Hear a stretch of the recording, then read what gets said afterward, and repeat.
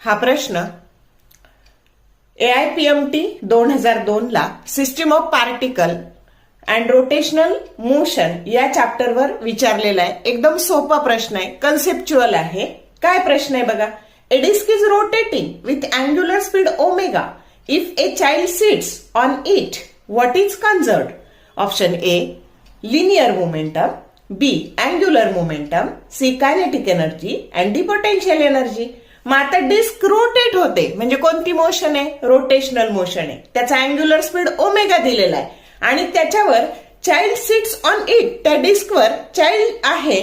मग आता त्या चाइल्डवर कोणताही एक्सटर्नल टॉर्क ऍक्ट होत नाहीये आणि म्हणून when no external torques acts on a rotating rigid body, its angular momentum conserved or remains constant. असा law of conservation of angular momentum आहे आणि म्हणून करेक्ट ऑप्शन काय येणार आहे? बी येणार आहे. इतका सोपा प्रश्न आहे बघा. शॉर्ट व्हिडिओ आवडले लाईक करा, शेअर करा, कमेंट करा. For more useful tips and tricks keep watching wings of physics. Thank you very much.